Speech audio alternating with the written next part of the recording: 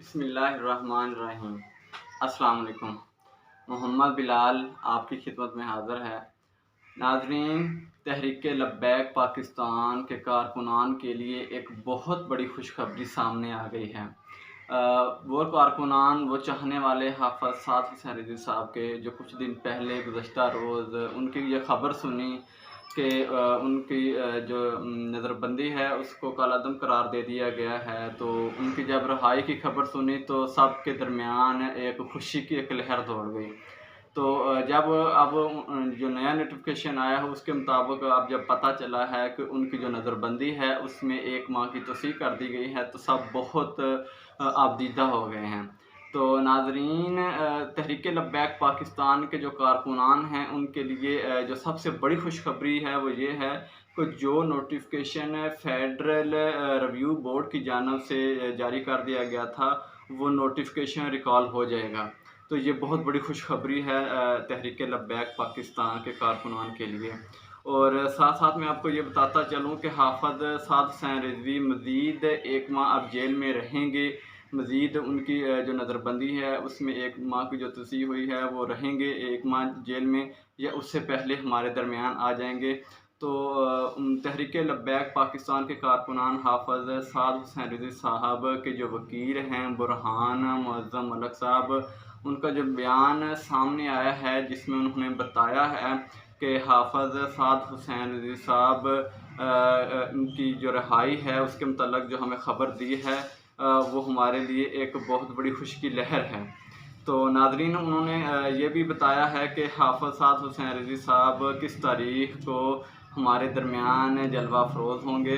तो उन्होंने एक बहुत बड़ी हकीकत जो हमारे सामने रखी है वो ये है कि हुकूमत पंजाब की जानिब से फ़ेडरल रिव्यू बोर्ड के सामने दरख्वास्त रखी गई कि हाफ़िज़ साद हुसैन रिज़वी साहब की नज़रबंदी में मज़ीद 1 माह की तौसीक़ की जाए। उन्होंने कहा कि आईन पाकिस्तान के मुताबिक अगर देखा जाए तो सूबाई गवर्नमेंट सिर्फ़ और सिर्फ़ सूबाई बोर्ड के सामने दरख्वास्त दे सकती थी।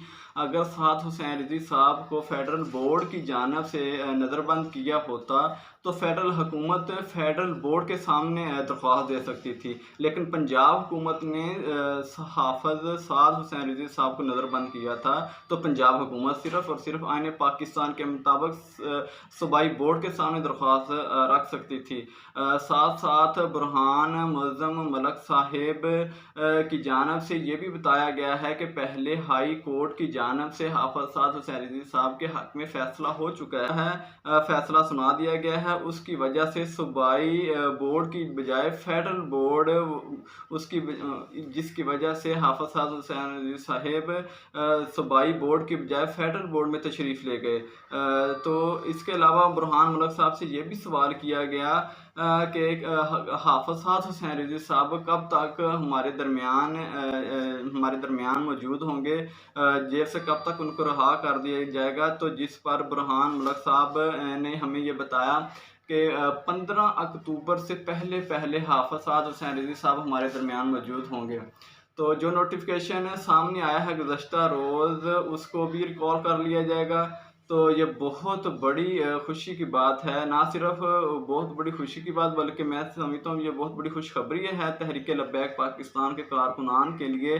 गुज़श्ता रोज़ जो नोटिफ़िकेशन आया था जिसमें हमने देखा कि हाफ़िज़ साद हुसैन रिज़वी साहब के जो चाहने वाले हैं वो बहुत आबदीदा हो गए, क्योंकि पहले गुज़श्ता रोज़ जो खबर सुनने को मिली थी वो ये थी कि हाफ़िज़ साद हुसैन रिज़वी साहब को रिहा कर दिया जाएगा। बाद में पता चला कि उनकी जो नज़रबंदी है उसमें 1 माह की तौसीक़ कर दी गई है। तो बुरहान मलिक साहब ने कहा है कि हम इसके लिए लीगल एक्शन ले गए, तो जिन पॉइंट्स जिस हद तक हमें उनकी रिहाई के लिए जाना पड़ा हम जाएंगे। और हाफ़िज़ साद हुसैन रिज़वी का केस बहुत मजबूत है, क्योंकि हाई कोर्ट उनकी रिहाई के मुतल्लिक़ फ़ैसला सुना चुकी है।